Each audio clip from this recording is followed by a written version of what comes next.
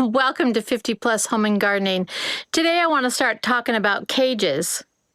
Different sizes of cages to protect your little plants.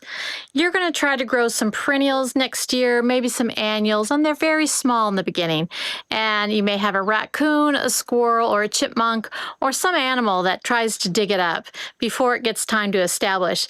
These are great ways to get your plants established. They're not very hard. And while we have winter time, maybe some fall, we have some time to do these things.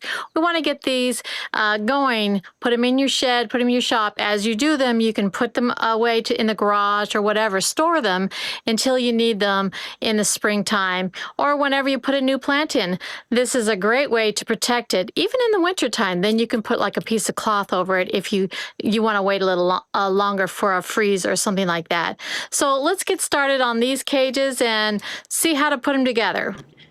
Here's a project I like to do when it's in the summertime and I don't really feel like going outside, but I make these with farm wire, and I have some chicken wire here. The farm wire that I bought is 4 feet tall, and it comes in a 50-foot roll, and I got it at Walmart, and I did get black so that it would kind of disappear in the landscape. And then I make these little round cages for my plants' protection. So if I want full protection, I put chicken wire on top, and I have spray painted those black. See how it's silver underneath? Okay, because the chicken wire, I guess you could get black chicken wire, but I got the silver chicken wire. So when I put these upside down, if you paint them and spray paint in black, they kind of disappear also. This is the kind of spray paint that I use, and I really like this handle because it's really easy to push in. And this is the only thing that I have to do outside. Everything else I can do in an air-conditioned room. So if I just want to protect a plant from critters and I just want to leave it open, you can see that that's completely open, then I can just leave it like this, and you can make different sizes and different shapes. But in order to get a lot of these, I make them about 2 inches smaller than the last one so they can nest inside. So I have this large one. I turn this upside down, then I can put another one, and I could have put a third one, and I just didn't have one for that. But this one I have made 3. So I've got this size, then I've got one that's just 2 inches smaller, and again, 2 inches smaller than that. Now, if I want to, I can put a topper on it so it would take care of it. Say your birds are also bothering it, you can have a complete coverage when you make it like this. So I do like to make most of mine with the chicken wire on top. So when you put it down, you get standard stakes that go in the ground, and they will help to stabilize this. You just put it down there, and you can put as many as you want, 2 or 3 if they're really bothering you. But this is a complete solid, no birds. And if you say you had fruit in there and you didn't want it to be bothered, you could take away the birds from getting in, squirrels, and anything that's bothering it, especially like say you have a seed and you want it to develop. This is the best thing that I've thought of, just because it's very, very protective. And then to make it very, very sturdy, you would put a stake inside. You can also use these in the wintertime. You can put like needles and hay and protections for your plant if you have something that doesn't winter over very well. I'm going to try that this year with some of these, and you can just put some leaves and things like that on top of it, and then put this on with a stake, and then maybe it would go and last through the winter. Some of the tender perennials, that's what I'm going to try this year. I also bought a roll, I think this was 50 feet by 2 feet of chicken wire. So this is probably the hardest thing to do because chicken wire can, cut. So you got to be careful with this one.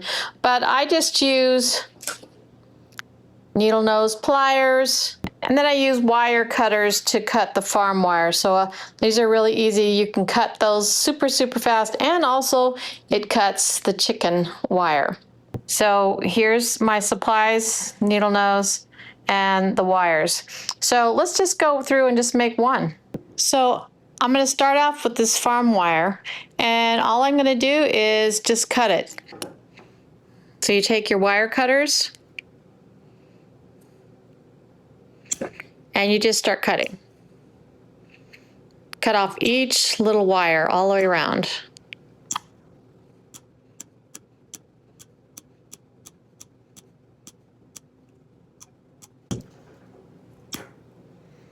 Okay, so I've got my size that I want. Okay, I've finished it all the way around, top and bottom. And now to circle them about and make a good fit, I just take one square and I just double them up. Just like that. And just put zip ties.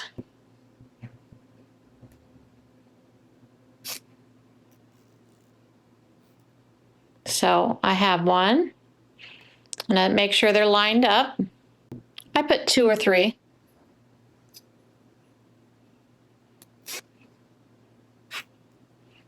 Okay, so the zip tie is just holding it together. So now it's a complete circle. So I'm just going to put a few more. One at the bottom. Tighten it up. And maybe one on the top.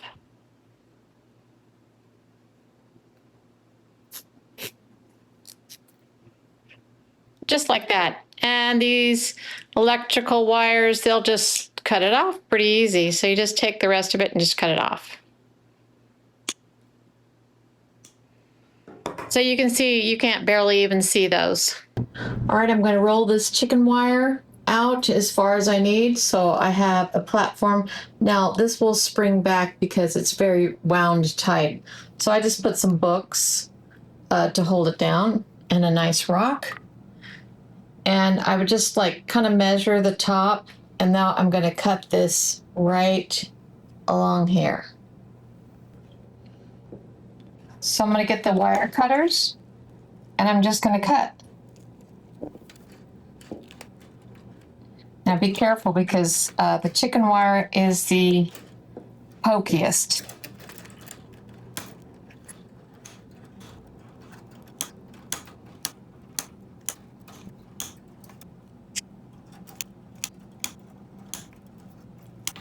Okay, that just sprang back, so be careful with this because once you cut it, it's very prickly on the end right there. Okay, this is the amount that I've cut, and I'm actually going to cut a little bit more because I'm going to follow the way the circle is and just leave maybe 2 inches all the way around. Okay, this is now a bit flexible, so I'm going to turn it around and see how it's kind of, it's trying to go in its circle again. So I just kind of pull it back just a little bit. Okay, so I take my circle, put this on top, and I kind of make it as straight as possible. And now I'm just going to cut a little bit of a roundness all the way around. Kind of just cutting off the edges because this is a circle, not a square.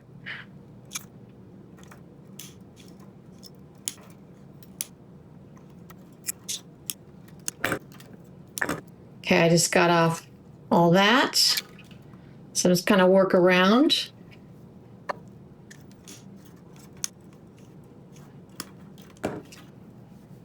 Okay, then I'm going to take this top and I'm going to make it as even as possible. Straighten it out.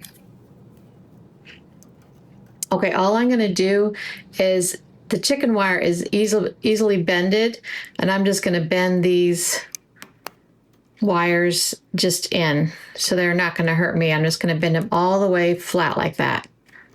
And I'm just going to go all the way around. Just keep bending. If you need to cut, you can cut it at any time. I think I'm going to cut that one off.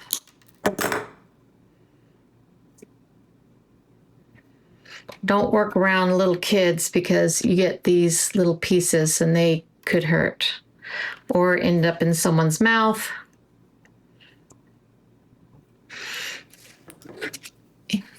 If you need to, you can use these needle nose and twist something that's super hard. So I'm just twisting it in place.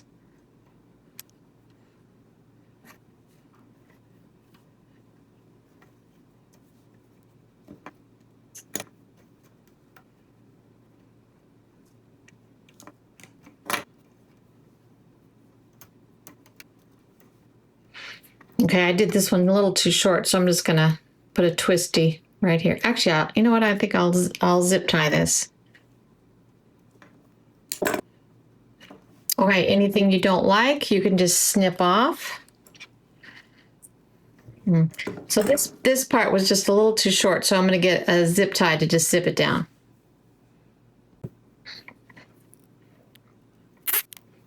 Okay. So straighten out whatever I don't like. Okay, and now we are ready for paint. You can see that no bird, no squirrel is going to come. You can get your stakes to put in the ground, and now you have a complete cover for a plant that just needs a little help while it's growing up. And like I said, you can do it any size. I can make it taller. I can make it wider. The farm wire can be cut any way you want, as tall as you want. So let's get to the painting part. Okay, I have my painting boxes set up. And I'm going to stick in my circle.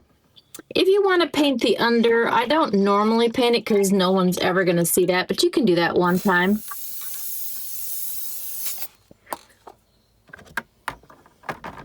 I usually just paint the top.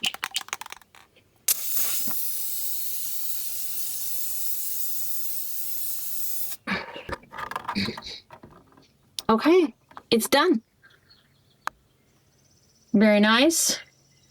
And it doesn't take long to dry because it is really small. So let's just take it in the garden.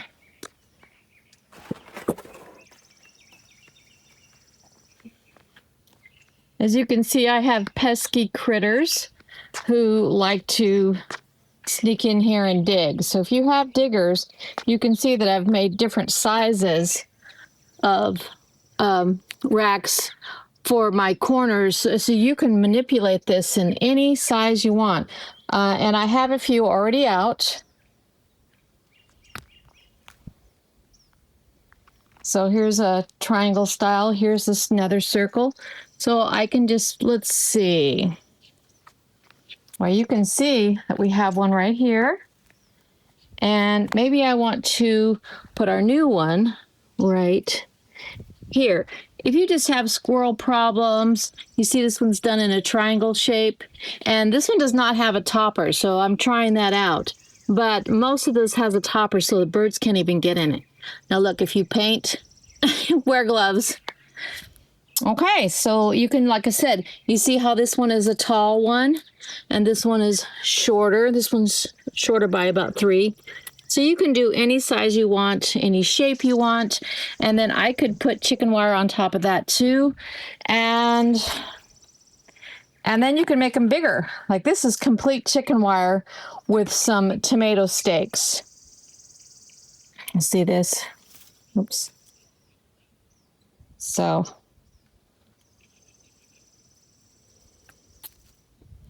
see, that's a super big one. But I really like the farm wire because these were bendy and they don't stay as well for years and years. These do well, especially if you do a couple inches smaller. You can actually nest them inside of each other and then they store really well. So keep moving, keep gardening, and stay creative. And I'll see you next time.